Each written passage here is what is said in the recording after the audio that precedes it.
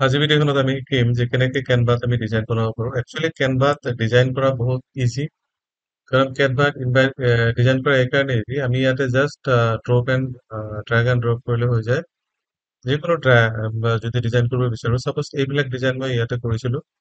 ইয়াতে চাওক কিমান ডিজাইন মই কৰি থৈ দিছোঁ অলৰেডি ইয়াতে। এইবিলাক ডিজাইন কৰিবৰ কাৰণে একদম ইজি ৱেত আমি ডিজাইন কৰিব পাৰোঁ। চাই এইটো ফেচবুক পোষ্ট হওক বা ইউটিউব থাম্বনেল হওক, লোগো হওক, শ্বিটছ, white board, presentation, social media, photo editor, video', printable, website, আমি গোটেই ডিজাইন এটা ছিংগল প্লেটফৰ্মত আমি কৰিব পাৰোঁ। সেইটো হৈছে কেনভা। চ' আমি দেখাম আজি যে কেনেকে আমি নৰ্মেলি এটা লোগো ডিজাইন কৰিব পাৰোঁ। ত' আমি প্ৰথমতে যাব লাগিব ক্ৰিয়েট অপশ্যনত।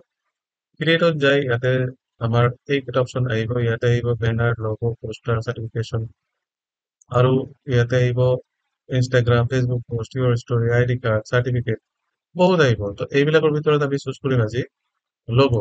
কেনেকে আমি এটা লোগোৰ ডিজাইন কৰিব পাৰোঁ। চ' ক্ৰিয়েটিভ লোগোৰ ডিজাইন কৰিবৰ কাৰণে কিন্তু ক্ৰিয়েটিভ মেণ্টেলিটি দৰকাৰ। চ' আমি যেতিয়া কোনো এটা বস্তু ডিজাইন কৰিব বিচাৰিম বা বনাব বিচাৰিম, তাৰ কাৰণে এটা ক্ৰিয়েটিভ মাইণ্ডছেট লাগিব। প্ৰথমে সেইটো ভাবিব লাগিব। চাপ'জ এজনে আমাক কিবা এটা ডিজাইন কৰিব দিলে বা ক'লে যে মোৰ কাৰণে এটা লোগো লাগিব। চ' এই লোগোটো ডিজাইন কৰিবৰ কাৰণে কিন্তু আমি প্ৰথমতে কি চাব লাগিব যে মানুহজনে যিটো দিছে সেই বস্তুটোক আমি কেনেকে ডিজাইন কৰিলে একচেপ্টেবল হ'ব বা এইটো এটা ইউনিক ডিজাইন হ'ব। কাৰণ কি আমি বেলেগৰ পৰা ডিজাইন আমি ল'ব নোৱাৰো। চ' আমি বেলেগ ডিজাইন এটা চাব লাগিব। চাপ'জ ইয়াতে বহুত টেমপ্লেট ইয়াতে দিয়া আছে ইনবিল্ট।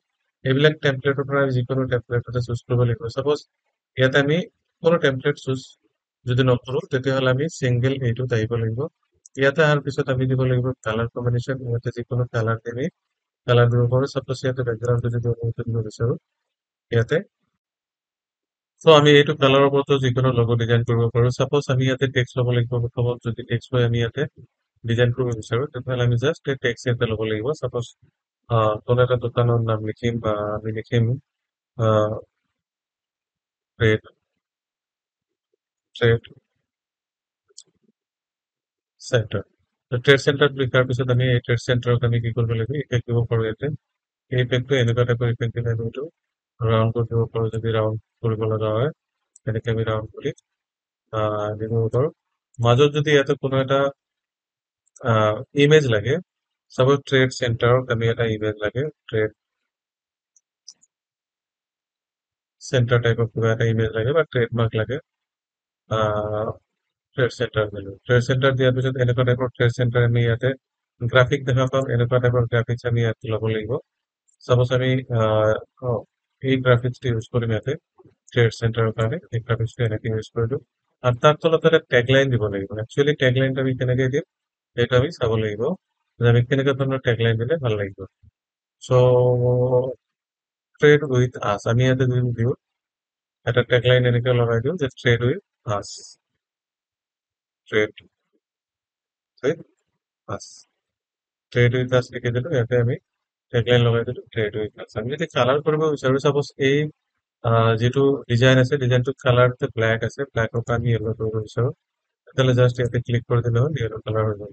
আৰু এই লিখাটোক যদি আমি বেলেগ কালাৰ দিব খোজোঁ, ইয়াতে যাই আমি কালাৰ দিব পাৰোঁ। চাপ'জ এইটো এই কালাৰটো, নহ'লে য়েল্ল' ব্লু য়েল্ল' দিব, য়েল্ল' কালাৰ দিব। আৰু এইটোত আমি দিম বেলেগ এটা কালাৰ। চাপ'জ ইয়াতে কি কালাৰ দিম, এইটো কালাৰ ভাল লগা নাই, ব্লেকে থাকক, এইটো ব্লেকে ঠিক আছে।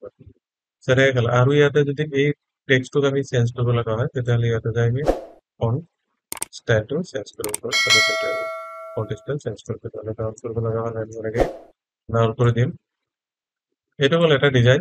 আৰু লগত যদি আমাক আৰু বেলেগ কোনো ডিজাইন লাগে, চাপ'জ ইয়াতে আমি লগত যাম। এনেকৈ এইবিলাক লগৰ ভিতৰত চাপ'জ এই লগটো ইয়াতে লাগে, এনেকে জাষ্ট লগটো দিলেই হ'ল। জাষ্ট আমি এই চেম্পল বিলাক চেঞ্জ কৰিব লাগিব। এইটো আৰ, এইটো এন, এইটো এনৰ কাৰণে আছে, এইটো আৰ আছে ইয়াতে। আৰটো যদি আমি চেঞ্জ কৰিব লগা হয়, এইটো এন, যদি আৰ লাগে এইটো হ'ল আৰ।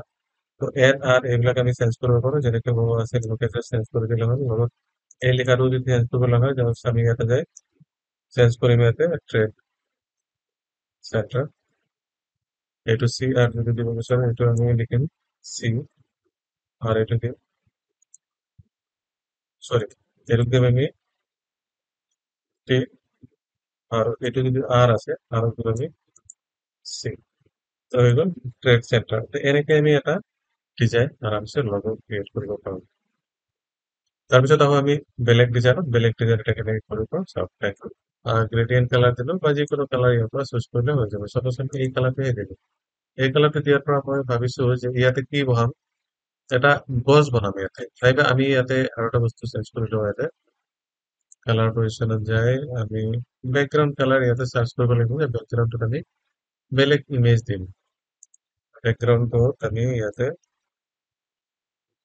এলিমেন্টত গ'লো এলিমেন্টস ইয়াতে যে এলিমেন্টস লিখা আছে সাইডবাৰত এলিমেন্টত যাই আমি ইয়াতে লিখিম বেকগ্ৰাউণ্ড স্কাই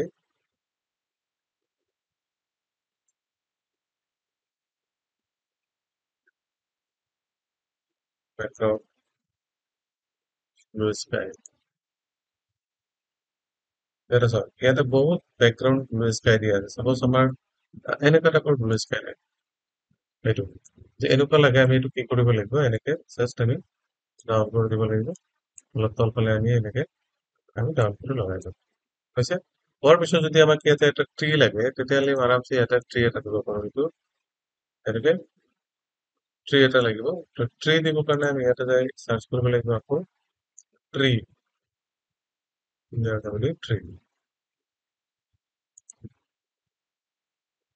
বেলেগ ট্ৰী ইয়াতে আহিছে চ' আমি ইয়াৰ পৰা যিকোনো ট্ৰী দিব লাগিব চাপ'জ ইয়াতে চি অল দিলো চি অল যাই আমি এইখন গছ লাগে এই গছজোপা ইয়াতে দিলে চাওক একদম ধুনীয়াকে গছ লাগি গৈছে ইয়াতে তো আমি গছটো আৰু তলফালে দি এনেকে গছজোপা লাগি গৈছে বা ধুনীয়া হৈ এটা গছ হৈ গৈছে তো এইটো আমি ডিজাইন কৰিছো এই ডিজাইনটোত আমি যদি ডাউনলোড কৰিব বিচাৰো তেতিয়াহ'লে আমি জাষ্ট ইয়াতে শ্বেয়াৰ অপশ্যনত যাব লাগিব শ্বেয়াৰ অপশ্যনত যাই আমি ইয়াতে ডাউনলোড কৰিম ডাউনলোড অপশ্যনত যাই ইয়াতে লিখা আছে MP4 যদি ভিডিঅ' ফৰ্মেটত ডাউনলোড কৰিব লগা হয় তেতিয়াহ'লে MP4 ডাউনলোড কৰিম আৰু যদি JPEG বা PNG বা PDF ষ্টেণ্ডাৰ্ডত কৰিব লগা হয় তেতিয়াহ'লে আমি জাষ্ট ইয়াতে চিলেক্ট কৰিব লাগিব মই কৰিম PNG ডাউনলোড কৰাৰ পিছত ইয়াতে ডাউনলোড হৈ যাব আমি চাম এতিয়া ডাউনলোডটো কেনেকুৱা হৈছে একবাৰ চাই লওঁ যে আমাৰ ডাউনলোড ইমান ধুনীয়া দেখা হৈছে চ' ইয়াতে আমি ইয়াতে ক্লিক কৰিম ক্লিক কৰাৰ পিছত আমাৰ ডাউনলোডটো